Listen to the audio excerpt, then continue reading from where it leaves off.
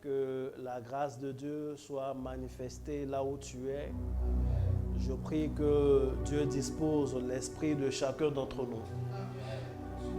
Seigneur, je te confie cette autre partie de notre moment de prière. Je prie que par ton esprit, tu viennes nous assister en toutes choses. Je prie que par ton esprit, tu viennes conduire toutes choses. Donne-moi de parler comme tu veux et permets-nous de comprendre ce que tu veux nous dire. Que ton nom soit béni aujourd'hui et pour toujours. Je veux prier Adonai à cet instant pour te confier encore nos 14 jours d'enseignement. 14 jours où tu veux nous happer dans les hauteurs, tu veux nous happer dans des sphères plus élevées. Nous sommes disponibles, Seigneur. Nous prions que par ton esprit, tu nous allèges. Par ta miséricorde, tu nous allèges. En nous débarrassant du poids de nos péchés, en nous débarrassant du poids de nos iniquités et en nous rendant légers par le souffle de ton esprit. Oui, nous voulons monter, nous voulons aller au sommet et nous le voulons avec toi. Nous le voulons par toi. Nous voulons que cela soit de toi et nous confessons que cela est pour toi, pour la gloire de ton nom. Que ton nom soit béni aujourd'hui et au siècle des siècles. Amen. Amen. Bien-aimés, que Dieu vous bénisse abondamment. Je salue toutes les personnes ici en salle et je salue toutes les personnes qui nous suivent via les réseaux sociaux.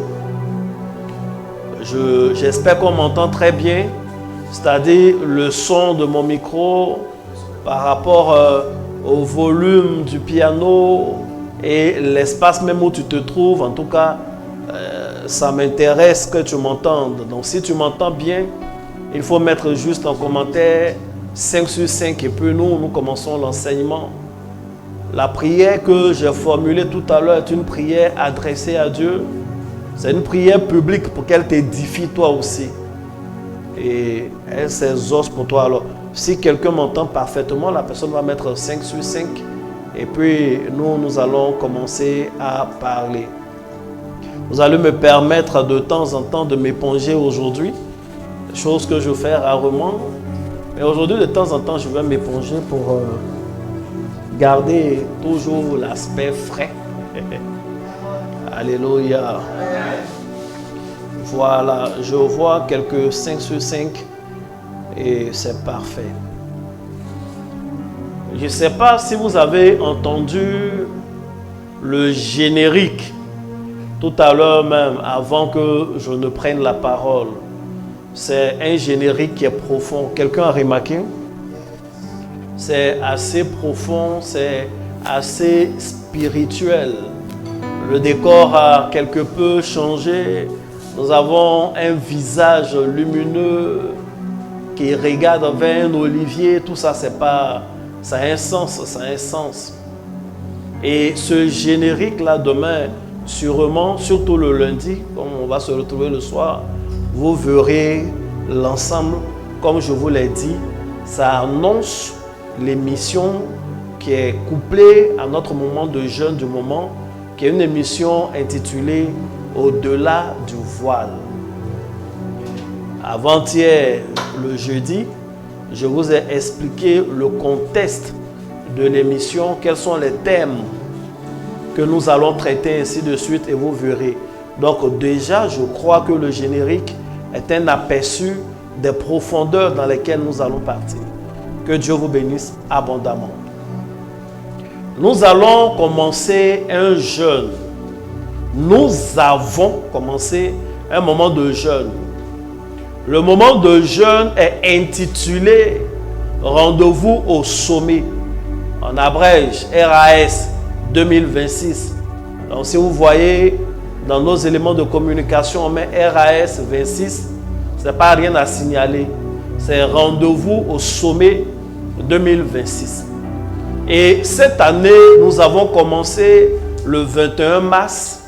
Et cette année, nous ferons 14 jours de jeûne. D'ailleurs, je tiens à féliciter toutes ces personnes qui ont pu faire le premier jour. Et je prie que Dieu t'aide à aller jusqu'au thème de ce moment. En ce jour, il est important que nous parlions donc de contexte.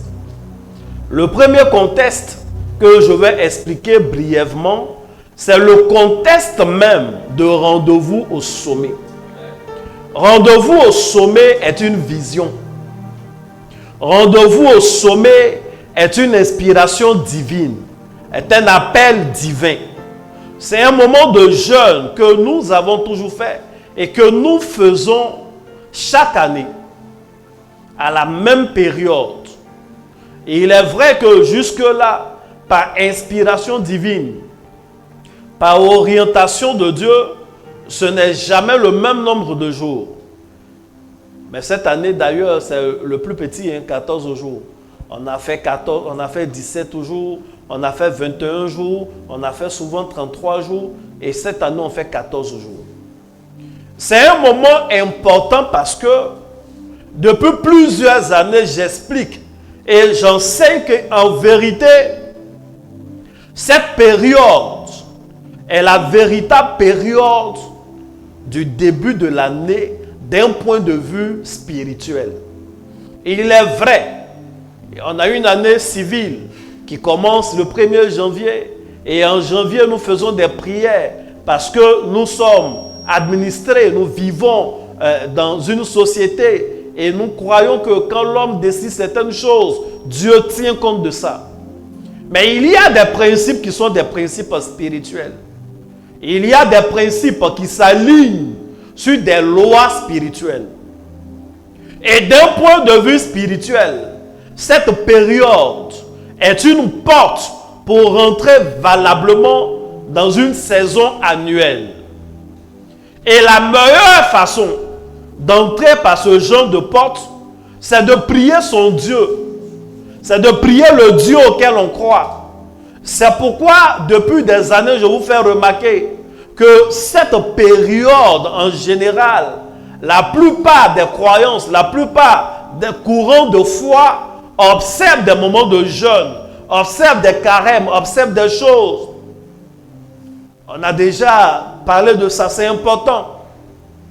Ce n'est pas juste par effet de mode, mais c'est parce que les dispositions des choses dans le ciel, les dispositions des planètes, les dispositions des étoiles, les dispositions des choses, des lois cosmiques sont favorables à une telle période. Et pour ne pas que l'enfant de Dieu que tu es, tu sois en reste de cela, c'est pourquoi chaque année, en cette période, je vous convoque à un moment de jeûne.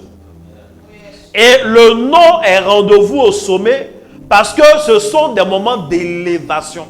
C'est des moments où on s'élève. On ne s'élève pas physiquement nous-mêmes, ce n'est pas des moments d'orgueil. Mais c'est des moments où je désire et Dieu même veut que ton esprit s'élève. Que la spiritualité en toi prenne le dessus. que le dépôt divin en toi prenne le dessus sur la chair. C'est une période de domination où nous devons nous prosterner, certes, devant notre Dieu, mais nous devons dominer nos adversaires. C'est un moment qui va conditionner le reste de l'année. Vous savez, je le fais très souvent facilement. Regarde avec moi. Et tenons compte même ne serait-ce que des racines, des mois, tels que nous utilisons en français. Lorsque nous sommes dans le mois de septembre, qui civilement est notre 9e mois, si vous prêtez attention à la racine, vous allez vous rendre compte que la racine, c'est 7. Donc en vérité, septembre, c'est le 7e mois. Octobre, c'est le 8e mois. Novembre, vous voyez toujours la racine, c'est le 9e mois. Et décembre, qui est Déca, c'est le 10e mois. Que Dieu te bénisse. Janvier, c'est le 11e mois. Janvier, c'est Janus, c'est-à-dire 2 fois 1. C'est le 11e mois. Et les autres jours de l'année ne font pas exactement un mois de 30 jours, mais on a regroupé dans un autre mois, c'est-à-dire c'est le dernier, le Guassou, qui est février. Donc on finit l'année d'un point de vue spirituel dans la période de février. Et dans la période de fin février, surtout début mars, nous rentrons sur le plan spirituel dans la nouvelle année. C'est pourquoi les Romains et autres ont justement donné à cette période de l'année le nom de Mars, qui est l'un des dieux auxquels ils croient puissamment, qui est un dieu de la guerre. C'est le mois rouge. Donc c'est un mois de conquête. C'est maintenant qu'on va se battre pour arracher notre gloire. C'est maintenant qu'on va se battre pour monter en gloire. C'est maintenant. Je le dis afin que tu ne trouves pas des justifications pour négliger ce moment. Je le dis afin que si Satan va commencer à souffler des pensées dans ton esprit pour te démotiver, ah ben bon, pourquoi on va jeûner? Il faut regarder tes frères, ceux qui tu allais manger hier. Les musulmans, ils viennent de finir 30 jours de jeûne dans la même période.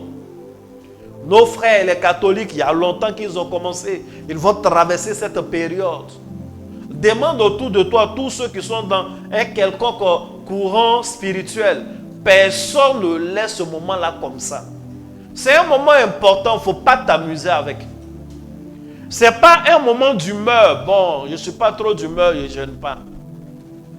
Bon, peut-être après, je vais les prendre en cours. Il ne faut pas négliger ce genre de moment-là. C'est important. Tu es en train de s'aimer pour toute une année, mais tu es en train de s'aimer même pour toute ta vie. Voici le contexte général dans lequel s'inscrivent nos moments de jeûne chaque année en cette période qu'on appelle rendez-vous au sommet. Est-ce que quelqu'un a bien compris? Est-ce que quelqu'un qui a bien compris peut me pousser un amen? Amen. Est-ce que tu peux pousser un bon amen? Amen. Quel est le contexte, le second contexte que je veux expliquer aujourd'hui? Je vous ai dit que je veux parler de 2 contextes. Le premier contexte, c'est le contexte général dans lequel se tient le moment. C'est-à-dire rendez-vous au sommet 2026. Quel est le contexte, le second contexte? Le second contexte, c'est le contexte particulier de cette année, c'est-à-dire le nombre de jours de jeûne que nous sommes en train de faire. Nous allons jeûner pendant 14 jours. Pourquoi nous devons jeûner pendant 14 jours? Il y a longtemps que tu es chrétien. Habituellement, on te donne des moments de jeûne de 3 jours. D'autres fois, on te donne des moments de jeûne de 21 jours. Souvent, nous faisons des moments de jeûne de 7 jours. D'autres fois, et un peu plus rarement, des gens font des moments de jeûne de 40 jours. C'est assez habituel, il y a des chiffres qui reviennent. Donc, quand subitement, on tombe à des chiffres qui ne sont pas très courants, je crois qu'il faut que je vous enseigne, il faut que je vous donne des explications, des orientations pour que vous compreniez. Vous savez, c'est un voyage que nous sommes en train de faire. Et ce voyage-là a un numéro. Et le numéro, c'est 14. Si on ne t'a pas bien dit et que tu vas à peut-être un terminus de bus et que tu montes dans n'importe quel bus sans faire attention aux chiffres, ça peut t'amener là où tu ne veux pas aller. Donc quand tu vois les numéros du bus, il faut te renseigner. Ce numéro-là va dans quelle commune? Ce n'est pas parce que c'est juste un bus et que tu as besoin d'un bus que tu montes dans le bus. C'est pareil pour ceux qui prennent le train. Les trains ont un numéro, on ne le monte pas parce qu'on est arrivé, le premier train qui gare, on monte. Non, on va t'envoyer hors de la ville. Ça va t'envoyer là où tu ne veux pas aller. Lorsque tu veux voyager et que tu réserves ton billet, tu prends ton billet, ainsi de suite, tu as ton titre de transport, mais quand tu arrives, les gens vont t'indiquer à l'aéroport, on va t'indiquer ton numéro de vol. Et pendant que tu es dans le hall même, tu vois le numéro de vol, c'est bien écrit, le nom de la compagnie y est, et tu sais à quelle heure il va atterrir et où il va atterrir. Donc, à partir de ton numéro de vol même déjà, tu sais où tu vas. Cette année, nous sommes en train de décoller. Cette année, nous avons entamé notre décollage. Et le numéro de vol, c'est le 14. Amen. Et pourquoi le 14? Il faut que je vous l'explique. C'est pourquoi notre premier jour, notre thème aujourd'hui, c'est 14, tout simplement. C'est 14. 14, c'est un beau chiffre. J'ai habité dans un quartier en son temps qu'on appelait 14. Vous savez qu'il y a des quartiers qui s'appellent 14. Bon, moi, j'en connais un. Quand j'étais au nord, quand j'étais à Korogo, le quartier dans lequel je résidais s'appelait 14. Dans le quartier 14, il y avait une cité qui n'était pas très loin du CHR qu'on appelait, bon peut-être que ça conservait le nom ou pas, qu'on appelait la cité des médecins. C'est la cité des médecins que j'habitais qui faisait partie du quartier 14. Donc ça m'a rendu un peu nostalgique lorsque j'étais en train de préparer le message, surtout quand on a mis le thème 14, et dit décidément. Mais je ne suis pas en train de retourner à Korogo. Ce n'est pas le même 14. On ne vient pas parler d'un quartier, d'une ville. Mais on parle d'un numéro qui va nous envoyer loin en cette année. Amen. Si quelqu'un me dit Amen, c'est lui qui ira au sommet. Amen.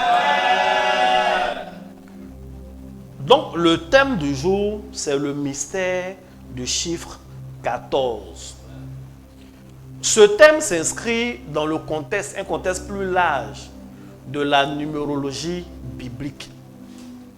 Vous savez, les chiffres sont importants. La numérologie biblique est différente de la numérologie tout court. Ce n'est pas un art divinatoire. Je n'introduis pas un enseignement qui va te permettre de faire de la divination. La numérologie divinatoire est une numérologie idolâtre. Ce que je veux faire, ce que je veux t'enseigner, il s'agit de la numérologie biblique.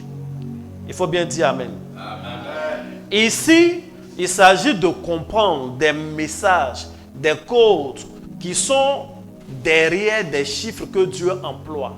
Amen. Donc, il n'est pas question de deviner, mais il est question de comprendre, de décoder un message. Quelqu'un a dit Amen. Amen. Dieu essaie, Dieu fait, il transmet des vérités spirituelles, des réalités souvent qui nous échappent en utilisant des chiffres. Et l'un de ces chiffres, c'est le 14. Voici pourquoi on va parler de ça aujourd'hui. Il faut dire Amen. Amen. Il va s'agir d'étudier la symbolique des nombres. On ne va pas étudier tous les nombres. On va étudier un seul d'ailleurs, qui est le nombre... Ah, je pensais que tu allais dire 14. Quelqu'un a bien dit Amen. Amen. Pourquoi il faut qu'on en parle? La numérologie biblique est une bonne chose. J'insiste, je répète, parce que vous savez, les chrétiens aiment abandonner. dès l'instant qu'on voit des gens qui ne sont pas dans le Seigneur faire des choses, nous on abandonne, on ne fait plus. Ça veut dire que c'est démoniaque. Le chrétien aime attribuer tout à Satan. Et au fur et à mesure, notre patrimoine spirituel commence à se réduire. Ce n'est pas une bonne chose. Faisons ce que nous avons à faire en ayant nos racines dans le Seigneur. Ce n'est pas parce qu'il y a un art divinatoire qui fait des combinaisons des chiffres, ainsi de suite, pour voir. Non, non, non. Ce n'est pas PMU spirituel que nous sommes en train de faire. Mais c'est décoder un langage spirituel que Dieu utilise pour parler aux humains que nous sommes. Amen. Tu as bien dit Amen. Amen. Pour parler aux divins, aux humains que nous sommes. À cette allure, on ne va plus faire de culte. Parce que vous savez que l'expression culte, ailleurs, ce qu'ils font aussi, c'est des cultes. Hein. Ce n'est pas partout où tu entends culte qu'il s'agit de Dieu. Ce n'est pas partout où tu entends messe qu'il s'agit de Dieu. Ça n'a strictement rien à voir avec l'église chaque fois. Mais ce n'est pas pour cela que nous allons changer notre terminologie. Il y a des gens qui disent non, on ne fait pas ceci à l'église parce que les autres font. Mais est-ce que vous savez que dans presque, je donne un exemple simple, on dit on ne doit pas prier avec la bougie parce que dans les ordres mystiques, les gens prient avec des bougies. Là, les chrétiens, sans être initiés dans des ordres mystiques, ils savent tout ce qui s'y passe. Donc comme eux ils font, nous on ne doit pas faire. Mais est-ce que vous savez qu'eux aussi ils prient? Ils prient, ils parlent, ils récitent des paroles. Donc qu'est-ce que le chrétien doit faire? On doit arrêter aussi de prier. Eux aussi ils ont une hiérarchie. Ils ont des guides, des gens qui les conduisent. Donc nous aussi qu'est-ce qu'on doit faire? Faire disparaître le clergé. Ne plus respecter les hommes de Dieu. Ne plus avoir d'organisation. Est-ce que vous savez qu'il n'y a pas quelqu'un qui fait louange plus que les commiens? Quand le comien doit venir, les gens chantent, les gens dansent, des chants à l'honneur de ces génies. Ça danse fort. Donc qu'est-ce qu'on fait? On arrête de faire la louange à l'église? Voici quelques questions. Donc, ce n'est pas la forme, ce n'est pas ce qui se passe qui compte. C'est la source qui est la plus importante. Il faut dire Amen. Amen. Et le Dieu que nous suivons, le Dieu que nous servons, le Dieu qui nous a appelés et qui nous a aimés le premier, est un Dieu qui tient compte des nombres.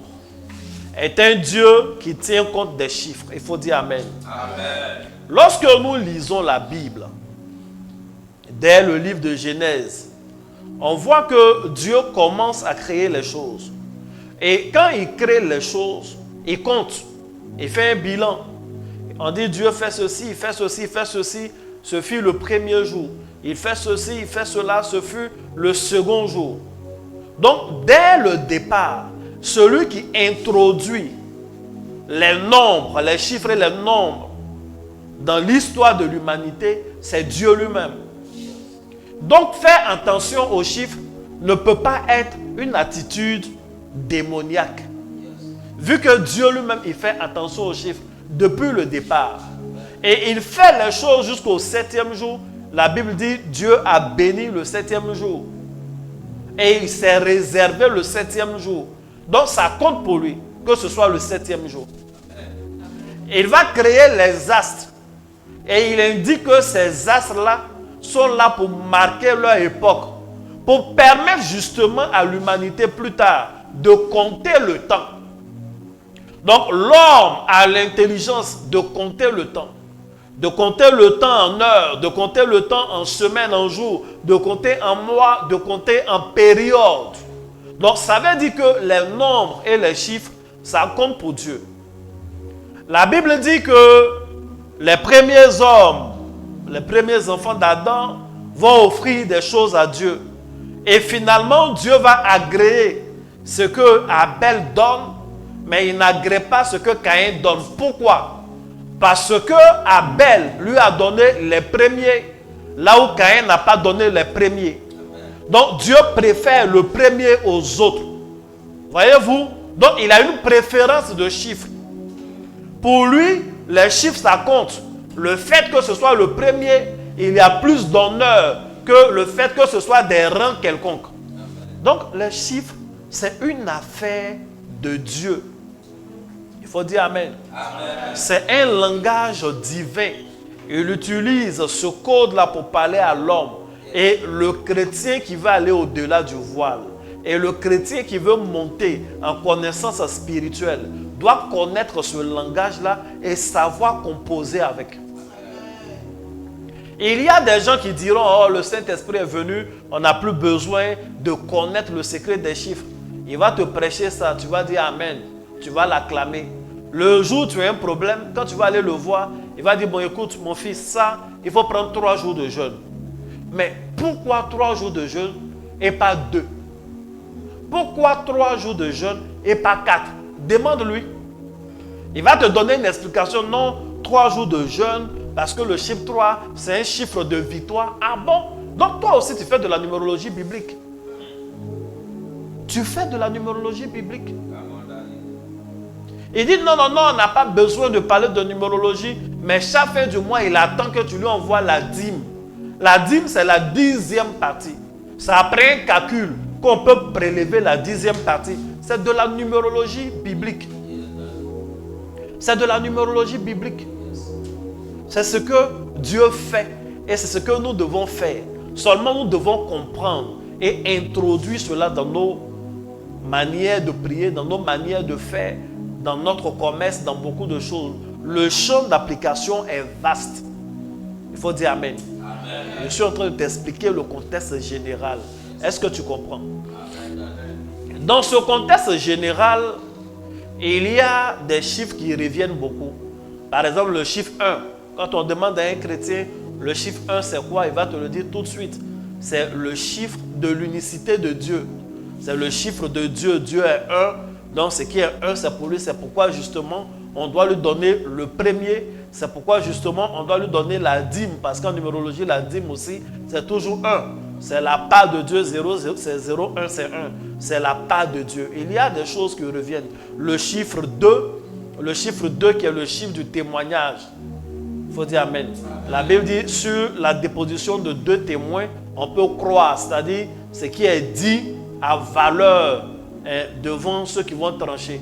Donc, c'est le chiffre de témoignage. Le chiffre 3, c'est le chiffre de la Trinité, de Dieu, ainsi de suite. Il y a beaucoup de chiffres qui sont connus. Le chiffre 7, les chrétiens connaissent beaucoup, c'est le chiffre du repos, le chiffre de la perfection. Dieu s'est reposé le 7e jour, il a consacré le 7e jour à son honneur. Il y a des chiffres qui reviennent comme le chiffre 12, les 12 apôtres, les 12 disciples, ainsi de suite, les 12 portes. Il y a des chiffres qui reviennent comme le chiffre 40. Les 40 avec Moïse, 40 jours de jeûne, avec Jésus, 40 ans dans le désert, 400 ans, c'est même 40, c'est la même connotation, comment on appelle, en Égypte, ainsi de suite. Donc, c'est des chiffres de basculement aussi, chiffres de souffrance, d'épreuve, mais dit qu'on va finir bientôt l'épreuve. Après les 40 ans, il est tenté, ainsi de suite. Que Dieu vous bénisse abondamment. Amen. Mon objectif n'est pas de parler de tous les chiffres aujourd'hui. Mon objectif, c'est de dire que les nombres ont un message. Les nombres dans la spiritualité évoquent un langage. Faire un jeûne de 2 jours n'a pas le même sens que faire un jeûne de 3 jours. Faire un jeûne de 3 jours n'a pas le même sens que faire un jeûne de 7 jours. Et souvent, on fait les choses par habitude, mais on ne connaît pas le sens de ces choses. En une soirée, on ne peut pas enseigner sur tous les chiffres, mais j'ouvre ta science, ton intelligence spirituelle sur cette partie-là. Ce n'est jamais hasardeux quand le prophète te dit il faut prier avec le psaume 23, il faut réciter tel nombre de fois. Un autre jour, il dit un autre nombre de fois. Ce n'est pas parce que c'est le chiffre qui est venu dans sa tête, il dit comme ça. Mais ça a quelque chose à voir avec ta personne et ça a quelque chose à voir avec le langage divin.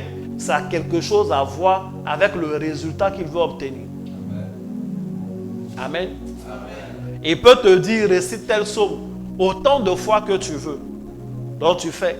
Il peut te dire, récite ce psaume autant de fois que ton âge. Ça compte. Dans la Bible, le prophète a dit à son fils spirituel, au roi, de frapper, de tirer. Il en a fait 3 fois seulement. 3 fois. Il lui a dit, pourquoi tu as arrêté après 3 fois? Pourquoi tu as arrêté de frapper après 3 fois? Voici ce qui va se passer. Tu vas vaincre l'ennemi sur 3 ans. Et après, c'est eux qui vont te vaincre. Si tu avais fait 7 fois, tu allais vaincre l'ennemi jusqu'à l'exterminer. Donc le nombre de fois qu'il a fait, ça compte. Ce n'est pas des histoires de non, c'est que si elle fait 1 fois, c'est 1 fois. Si elle fait 2 fois, c'est 2 fois. Il y a des gens qui prient pour certains sujets, qui prennent des moments de jeûne. Et quand ils finissent de prier, il y a une accalmie. On a l'impression que la victoire est là. Mais au final, le même problème revient. Ça veut dire que la posologie qui t'a été donnée, ou bien qui t'a été inspirée toi-même, tu as voulu faire comme ça, n'est pas adaptée. N'est pas adaptée. C'est les bons comprimés, mais tu n'as pas pris la quantité suffisante et sur la période qu'il fallait pour guérir complètement. Parce que tu ne connais pas la science des chiffres. Tu fais les trucs là, tu fais ça comme ça. Ce qui est là, c'est ça que tu fais. Que Dieu te bénisse. Donc les nombres sont importants pour Dieu. Dans le langage de Dieu. Les nombres sont importants pour Jésus. Dans le langage de Jésus. Quand Jésus vient, il fait 40 jours de jeûne. Pourquoi il fait précisément 40 jours? C'est important pour lui. Quand il vient, son premier miracle, il demande qu'on remplisse les 6 vases qui étaient là. Pourquoi il remplit les 6 vases? Parce qu'il est sur le point de faire un miracle de création. C'est des vases de terre. Et c'est le 6e jour que l'homme a été créé. Donc il veut transformer l'eau, il veut sortir de l'eau, il veut créer quelque chose qui a de la valeur, de la saveur et de la couleur. On remplit les 6 vases. Et il n'a même pas prié, il dit servez. Et pendant qu'on sert, les gens constatent que c'est devenu du vin. Les nombres et les chiffres ne sont jamais par hasard. Lorsqu'il choisit ses disciples, il n'en choisit pas 7, il n'en choisit pas 3, il n'en choisit pas 4. Il choisit précisément 12. Comme dans l'Ancien Testament, les 12. Parce que le chiffre 12 est aussi un chiffre de gouvernement. Donc il veut gouverner avec eux. Il veut marcher avec eux. Il veut être au milieu d'eux. Il faut que les 12 soient là. Donc c'est important. C'est important aussi pour les apôtres. Lorsque Jésus meurt et qu'il ressuscite, il leur a parlé. Jésus avait choisi 12. Malheureusement, Judas alla se pendre. Mais un jour, Pierre s'est levé, il a dit, on ne peut pas rester 11. Il faut que nous choisissions une 12e personne. Parce que le chiffre qui est correct dans cette affaire que nous voulons faire, c'est le chiffre 12. Donc si on est 11, il y a problème. Comme le maître n'est plus avec nous physiquement, il faut quand même qu'on ait quelqu'un avec nous. Et ils ont fait comme ils devaient faire une élection. Il y avait 2 candidats et ils ont choisi une 12e personne pour rester avec eux comme apôtres. Et il y a des chiffres qui parlent. C'est la même connotation que les 120 personnes qui étaient dans la chambre haute, qui attendaient le Saint-Esprit. 120, 12, c'est pareil. Que Dieu te bénisse. Amen. Donc il ne faut pas penser que les chiffres, ce n'est rien. Les chiffres, c'est important pour Dieu. C'est important pour les anciens dans l'Ancien Testament. C'est important pour Jésus. C'est important pour les apôtres. Nous, on est qui pour ne pas que ce soit important pour nous? Nous, on est qui? Celui qui ne fait pas attention aux chiffres, en réalité, est dans un type, une sorte de désordre. Il faut dire Amen. Amen. Est-ce que toi-même, si tu achètes un livre qui n'a pas de numéro de page, ça te plaît? C'est-à-dire, tu finis de lire pour revoir où tu étais là, tu es obligé chaque fois de venir tourner, voir le chapitre, tant. Quand tu veux dire à un frère, ah moi je suis à telle page, ce n'est pas numéroté, il fait comment? Les numéros comptent. Il faut intégrer dans ta vie, dans tes façons de faire. Ne fais plus par hasard. Il faut savoir ce que ça veut dire. Et c'est simple, il faut étudier la Bible. Et puis on est là aussi, poser des questions. On va vous dire. Et puis il faut être connecté, qu'on enseigne de cette façon-là. Quelqu'un a dit Amen. Amen. Est-ce que quelqu'un a dit Amen? Amen. Les chiffres, c'est, il faut dire avec moi, important. Les chiffres, c'est important. Quand Dieu dit c'est 2 qu'il faut, c'est 2 qu'il faut, 3 qu'il faut, c'est 3 qu'il faut. Quand Dieu déclare qu'un chiffre est, comment on appelle, est infini, c'est infini. Et c'est l'un des problèmes que David a eu. Dieu a promis à David que le peuple qui va diriger, le Dieu, il va le rendre indénombrable. C'est-à-dire on ne peut pas compter. Un matin, David se lève, il les compte. Et on trouve exactement combien de personnes il y avait. Mais Dieu l'a frappé. Ce que Dieu a dit, on ne compte pas, on ne compte pas. Ce qu'il dit, on compte, on va compter. C'est indénombrable. Il faut dire Amen. Amen. C'est l'une des raisons pour laquelle Dieu n'a pas approuvé, agréé la technique de David. Il faut dire Amen. Je pense que je vais vous lire le passage. De vous lire le passage où on connaît. Je parle avec vous. Hein. Je vais lire rapidement 2 Samuel 24, verset 1.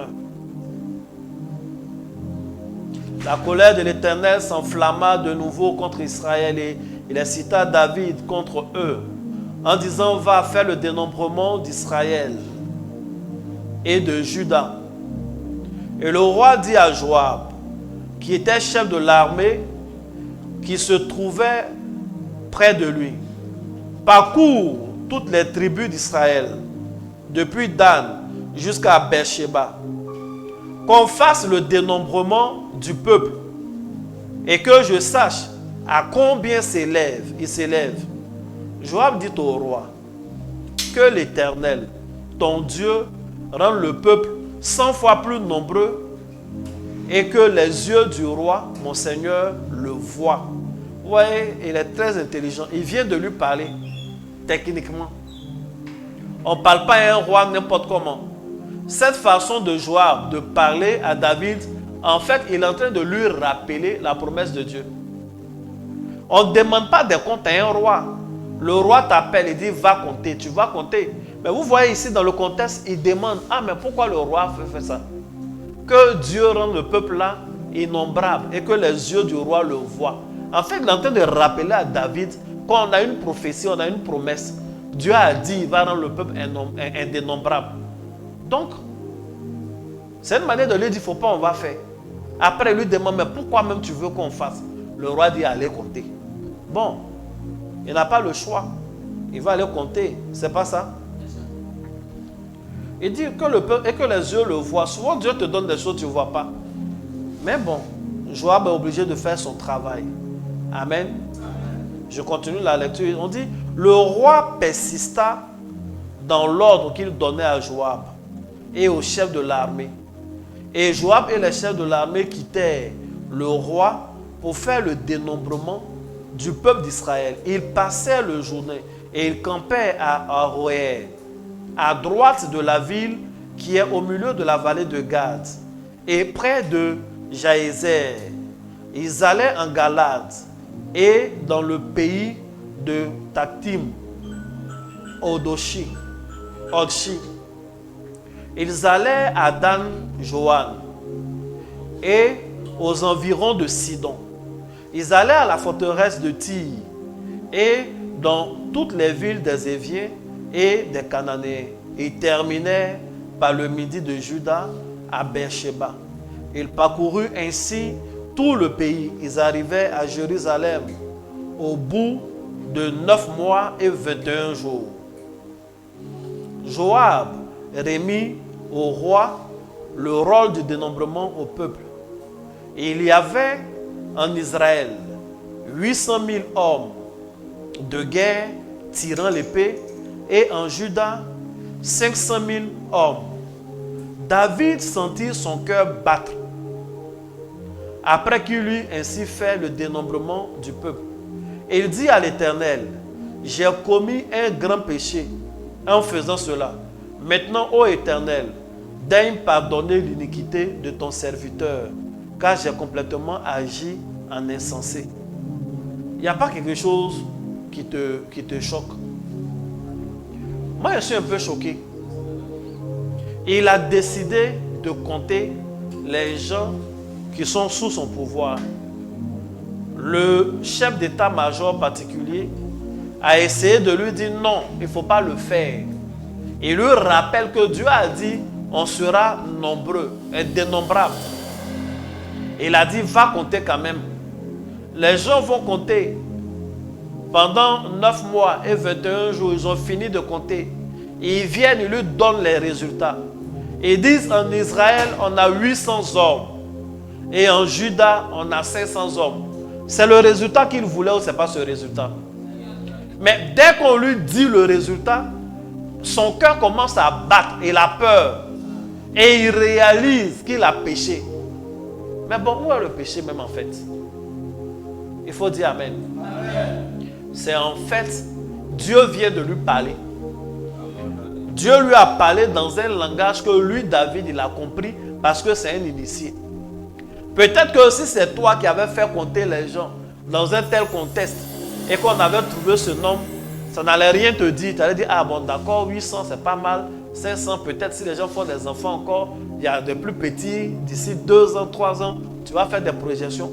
Mais lui, son cœur a commencé à battre parce qu'il connaissait et comprenait le code des chiffres. C'est pourquoi tu dois comprendre le code des chiffres. Quand tu fais un rêve où il y a 3 arbres qui ont porté du fruit, ça n'a pas le même sens qu'un rêve où on voit un arbre qui a porté du fruit. Quand tu fais un rêve où tu vois 2 étoiles, ça n'a pas le même sens qu'un rêve où il y a 7 étoiles. C'est-à-dire, le langage des chiffres, ça compte.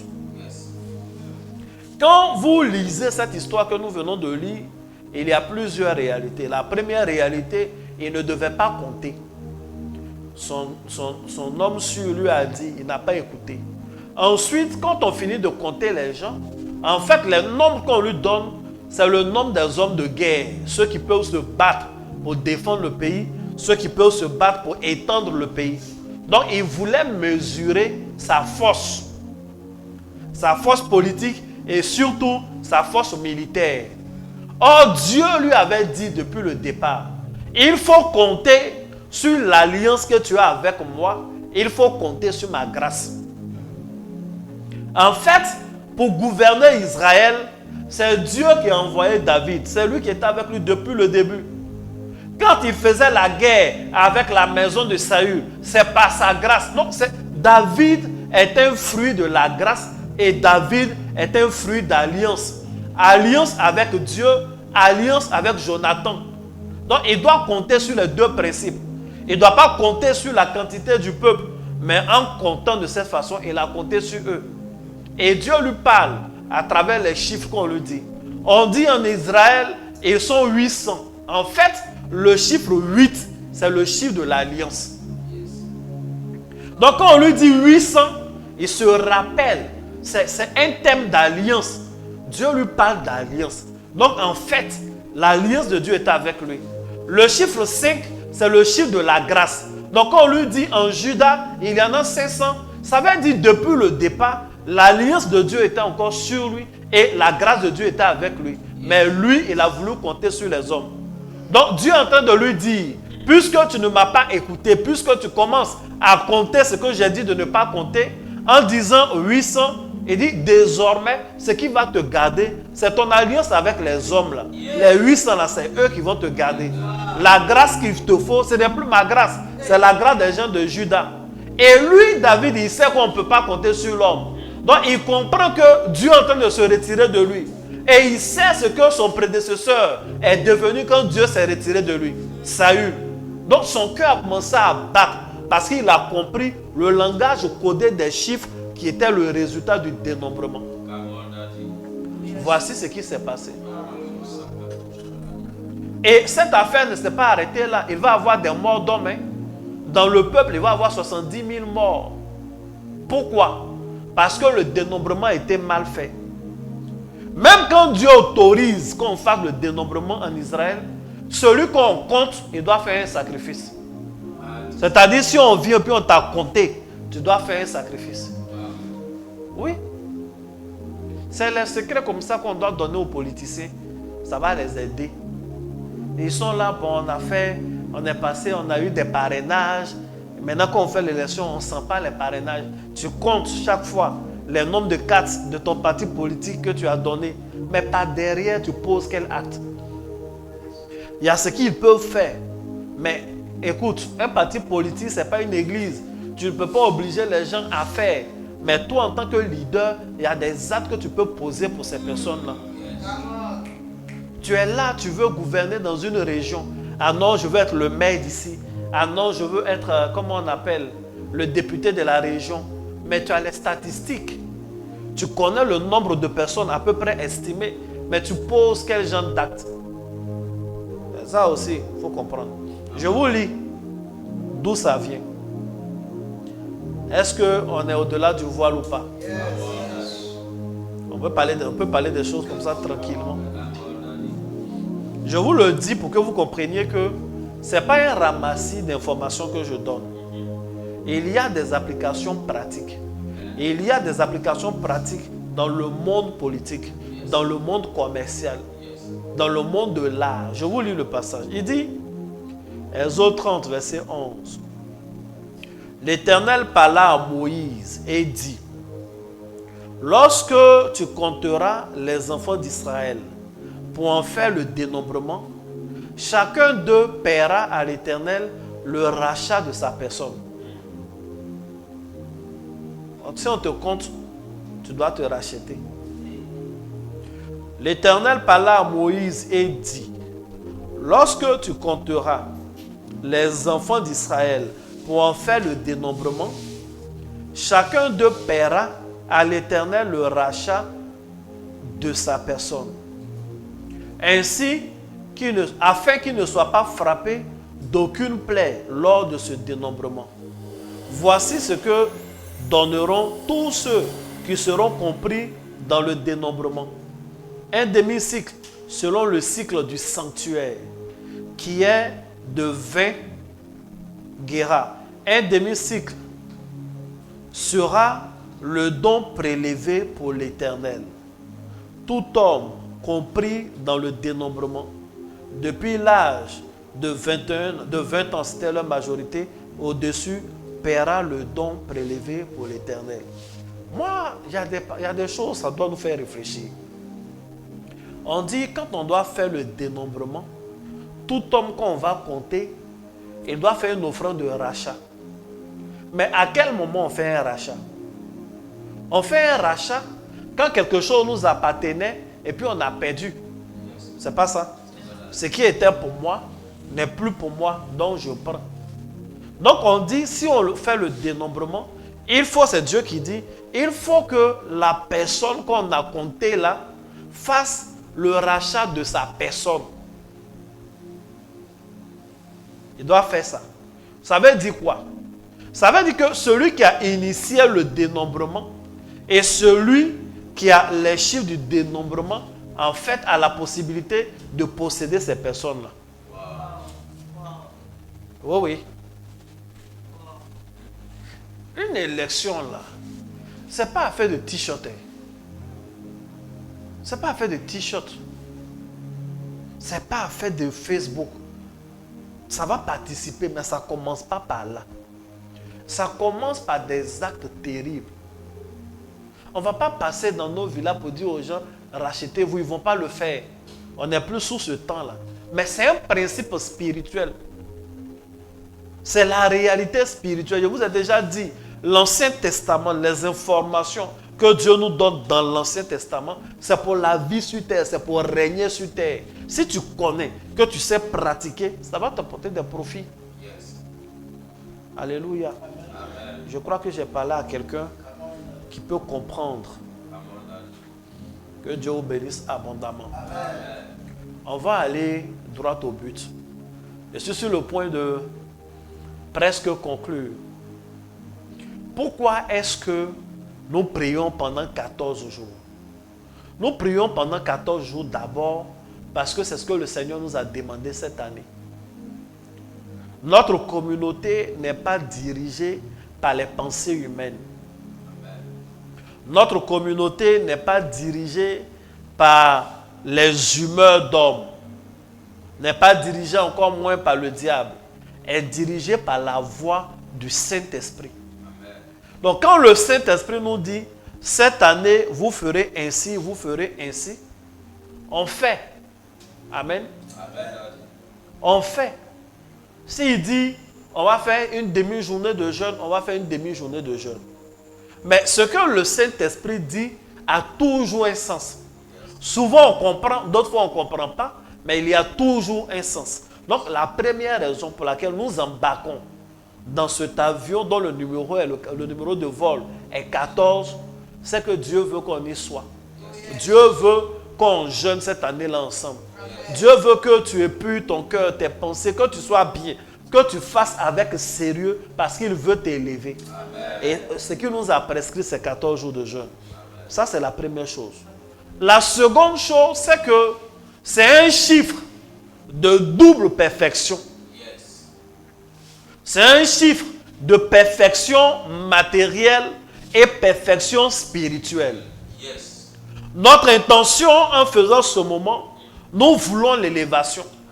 Nous voulons l'élévation sur le plan spirituel et nous la voulons sur le plan matériel, la vie de tous les jours.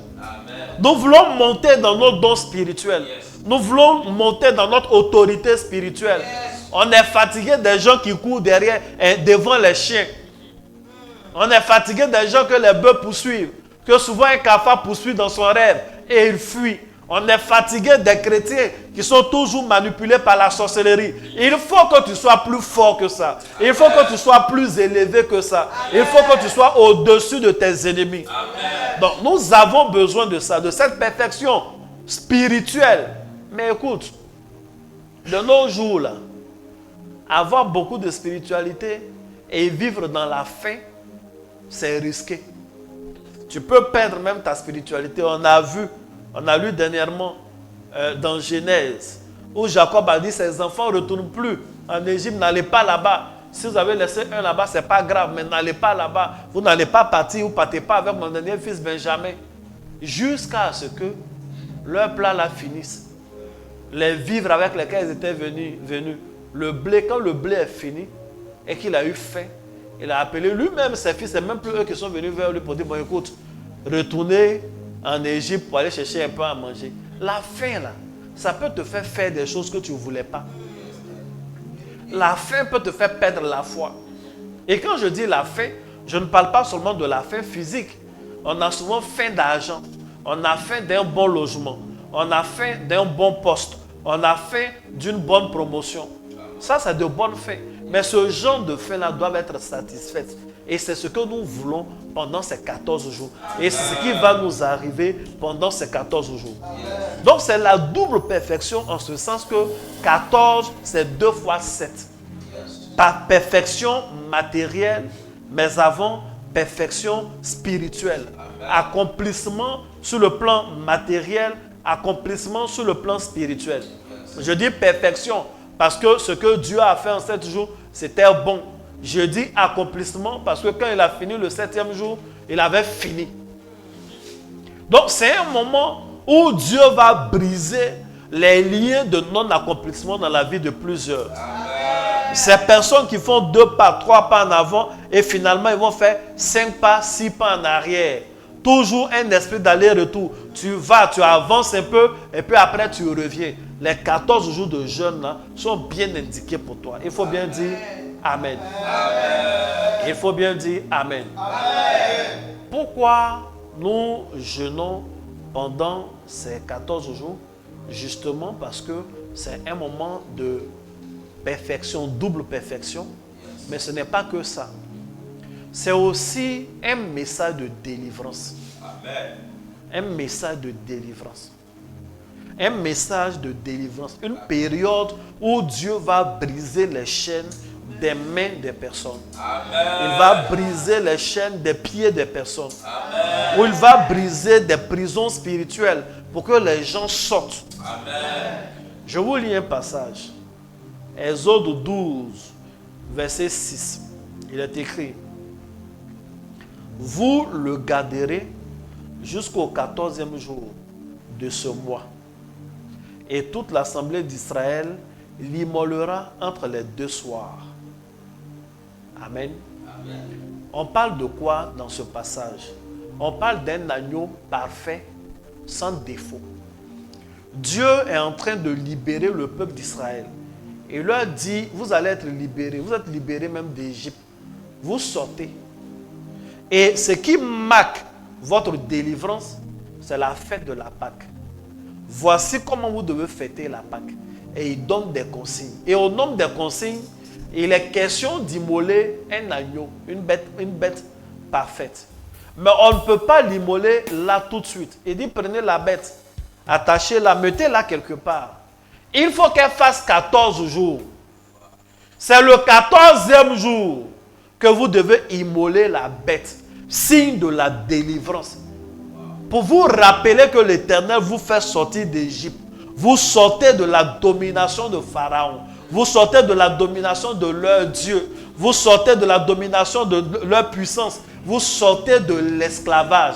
Le 14e jour, entre les 2 soirs, ne manquez pas. Ne le faites pas le 10e jour. Ne le faites pas le 1er jour. Ne le faites pas le 15e jour. C'est le 14e jour.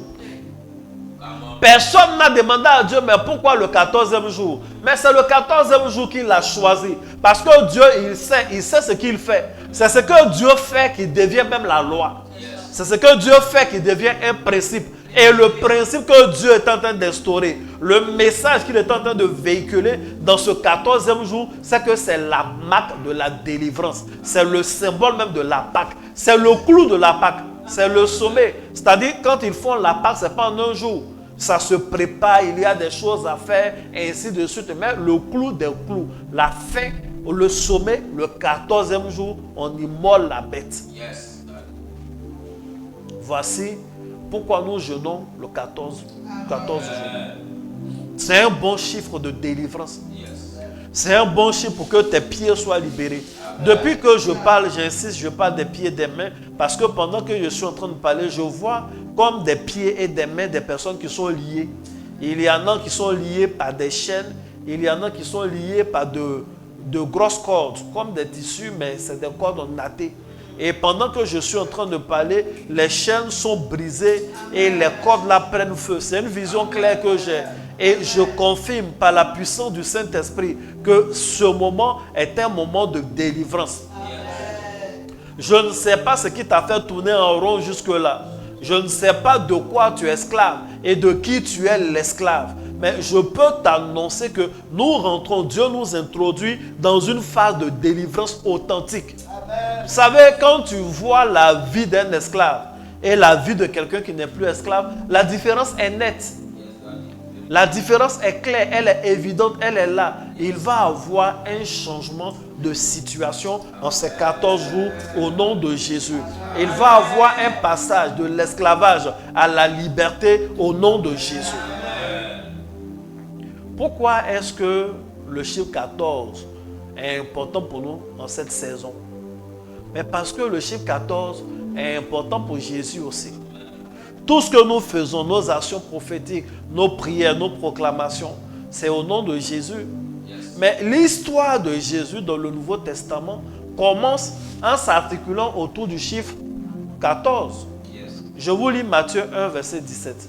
Quand vous lisez tout Matthieu 1, la première partie, ça revient, mais le verset 17 est un résumé. Il dit: et il y a donc en tout 14 générations, depuis Abraham jusqu'à David.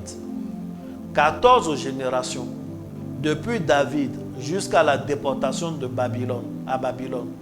Et 14 générations de la déportation de Babylone jusqu'au Christ. Est-ce que quelqu'un comprend ce que je dis? C'est la Bible. Il y a donc 14 générations depuis Abraham jusqu'à David. 14 générations depuis David jusqu'à la déportation à Babylone. Et 14 générations depuis la déportation à Babylone jusqu'au Christ. Que Dieu te bénisse. Amen. Que la main de Dieu soit sur ta vie. Amen. Vous voyez, on aurait pu articuler le décompte des générations d'une autre façon. Mais l'histoire de Christ commence en regroupant les générations avant lui par groupe de 14. On dit qu'il y a 14 depuis Abraham jusqu'à David. 14 de David jusqu'à la déportation à Babylone. Et de la déportation à Babylone jusqu'au Christ dont on va parler maintenant, puisque c'est son histoire qui est dans les évangiles, il y a aussi 14 générations. Ça veut dire que ce n'est pas une échelle de 14 générations que David est monté à la royauté. Ce n'est pas une échelle de 14 générations que le peuple d'Israël est sorti de la déportation à Babylone. Ce n'est pas une échelle de 14 générations que Christ est descendu parmi les hommes. L'échelle par laquelle on descend, c'est la même échelle par laquelle on monte. Il est en train de nous dire dès Matthieu chapitre 1 que 14 est un chiffre de changement de saison. C'est un chiffre de changement de saison. En ce sens qu'avec Abraham, c'était bien. Dieu a béni Abraham, les choses allaient bien. Mais avec David, la cité de David sera bâtie, le plan du temple sera fait. En fait, ce n'est plus une histoire de famille, c'est une affaire de royaume. Avec Abraham, Dieu était un Dieu de famille. Il était son Dieu, il était le Dieu d'Isaac, il était le Dieu de Jacob. Donc, c'est un Dieu même d'individu, de patriarche, un Dieu d'Abraham. Après, il est le Dieu d'Isaac. Après, il est le Dieu de Jacob. Pendant qu'il était le Dieu d'Abraham, il n'était pas le Dieu d'Isaac. Même quand Isaac est né, il ne le connaissait pas. Pendant qu'il était le Dieu d'Isaac, il n'était pas le Dieu de Jacob. Jacob l'a découvert lorsqu'il était en train de fuir. Il lui a dit, je suis le Dieu de ton père Abraham. Amen. Donc, il devient leur Dieu. Il est le Dieu donc des patriarches, des individus. Après, il devient le Dieu d'une famille. Lorsque Jacob fait ses 12 enfants. Et au fur et à mesure, il va devenir le Dieu d'un peuple. Avec Moïse, le peuple d'Israël qui sort. Et avec David, le statut change. Il devient le Dieu d'un royaume. Il y a un vrai royaume qui est bâti. Saül était le choix des hommes. David était le choix de Dieu pour donner un royaume sur terre. Une capitale est bien bâtie. Un palais pour le roi est là. Un principe est prédéfini. On ne va plus adorer Dieu sous la tente, mais on va faire un temple. Le temps des bâtisseurs. La Bible nous dit l'échelle pour passer de cette étape d'individu à l'étape de la royauté, c'est une échelle avec 14 niveaux. Après, il va avoir des basculements. Il va avoir la déportation à Babylone. Mais Dieu va ramener son peuple. L'échelle pour sortir de la honte, de l'humiliation de Babylone, en fait, c'est une échelle aussi de 14 générations. Et Dieu veut changer les choses. Ce n'est plus juste une affaire de royaume céleste et terrestre. Mais il faut qu'au-delà du règne terrestre, nous ayons accès au règne céleste. Que nous soyons assis avec Christ. Et Christ, il vient pour nous sauver. Il vient pour nous donner la vie en abondance. Et quand il vient par une échelle de 14 générations. Le chiffre 14 est le chiffre des basculements marquants. Les basculements qui comptent. Quelqu'un a bien dit Amen. Amen. Voici pourquoi nous jeûnons pendant 14 jours cette saison. Il faut bien dire Amen. Amen. Est-ce que tu es en train d'apprendre quelque chose? Amen. Est-ce que c'est des choses que tu avais remarquées? Je sais que beaucoup de mes fils ont remarqué ces choses. Mais souvent on lit, il y a donc 14 générations, il y a donc 14 générations, puis on ne se pose pas des questions. Mais c'est des messages qui sont véhiculés. Il le répète 14 fois, et il le répète 3 fois. 14 générations, 14 générations. Et il insiste, il veut qu'on remarque. Donc quand Christ vient, il est la 14e génération.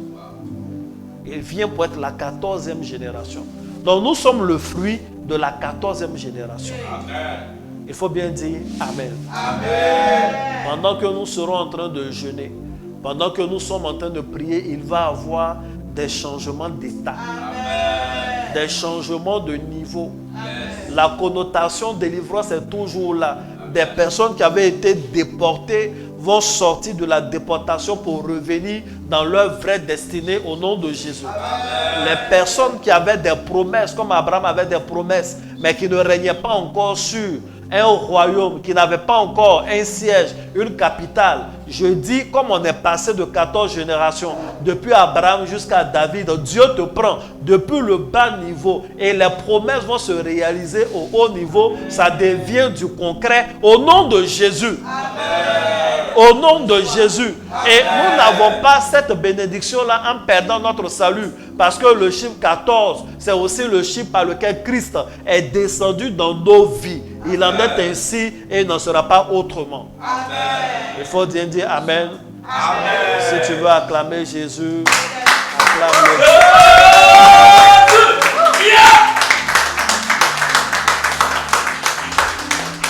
Voici là où je termine en ce jour.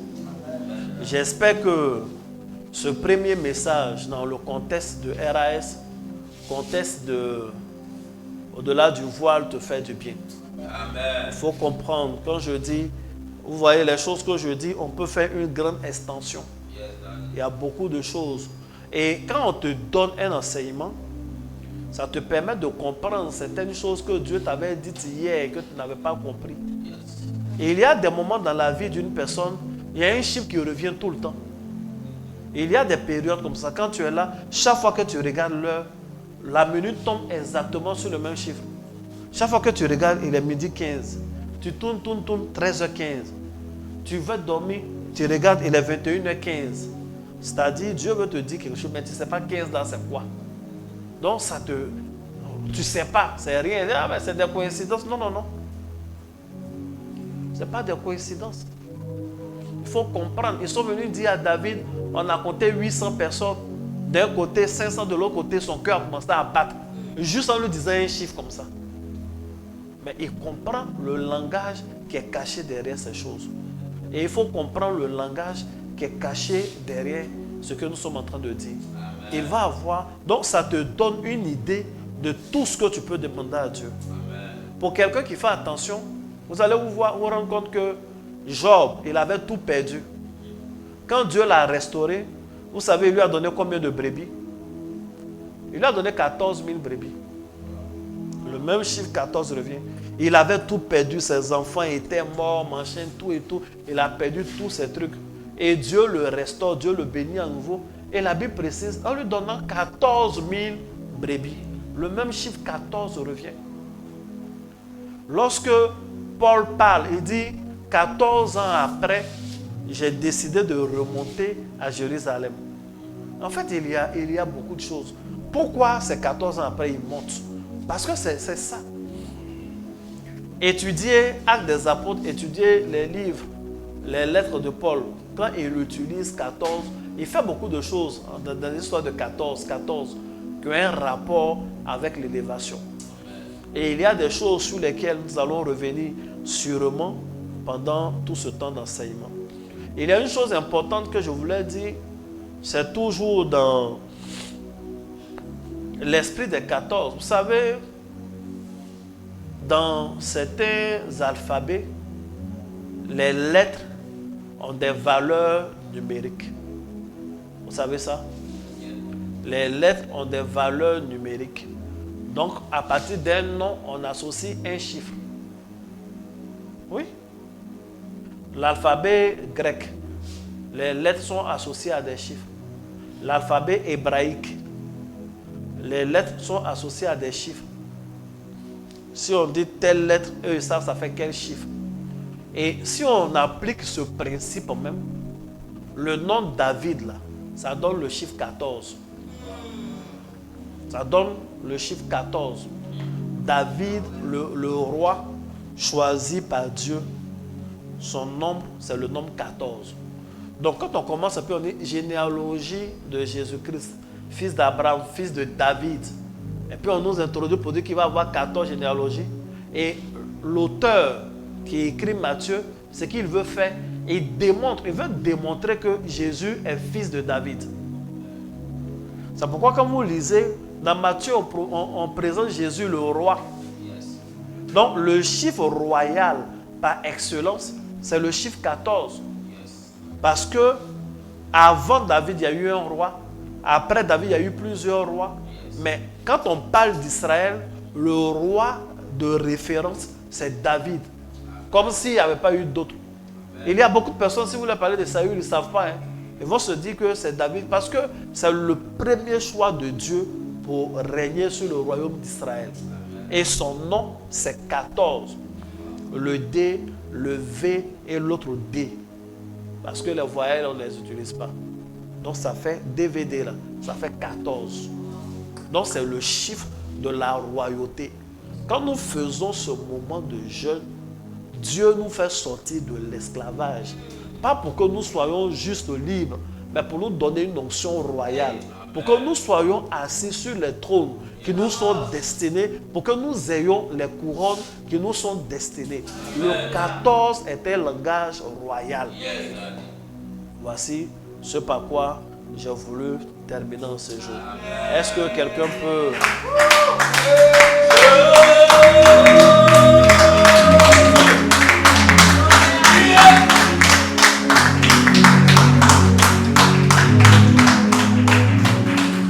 Que Dieu te bénisse. Que la main de Dieu soit sur la vie de chacun d'entre vous. Nous avons fini avec le message du jour. Demain est dimanche. Nous allons traiter un thème qui est l'appel à l'élévation, l'appel à monter. Je vais expliquer cet appel. Il y a les gens qui sont là, ils ont un appel. Il y en a qui sont appelés à être prophètes. D'autres sont appelés à être pasteurs. D'autres sont appelés à être chantres, appelés à être sportifs. Et ainsi de suite. Chacun a son appel. Maintenant, nous sommes dans une saison où il y a un appel. Et il y en a qui perçoivent cette voix, et il y en a qui ne perçoivent pas. Et je viens amplifier cette voix-là demain en parlant de l'appel à monter. Je crois que ça va te faire beaucoup de bien.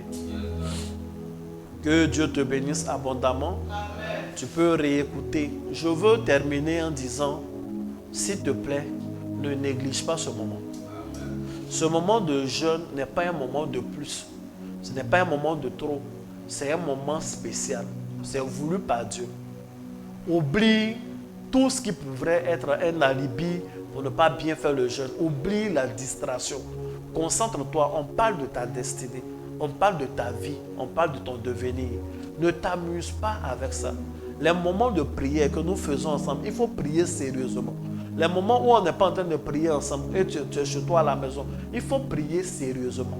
Si la délivrance t'intéresse, si un basculement heureux t'intéresse, si la royauté t'intéresse, c'est que ce moment doit t'intéresser. Et je crois que le Seigneur t'accorde toutes ces choses au nom de Jésus-Christ. C'est avec ces mots que je conclue notre moment du jour. Tu pourras toujours faire ton offrande sur les différents numéros. Sur les mêmes numéros, tu pourras envoyer des sujets de prière particuliers parce qu'en dehors de nos moments de prière ici, nous prions. Les pasteurs et moi-même, nous prions. Donc si tu laisses ton sujet de prière, on va prier pour toi. Que Dieu te bénisse, que la main de Dieu soit sur ta vie et shalom, à bientôt.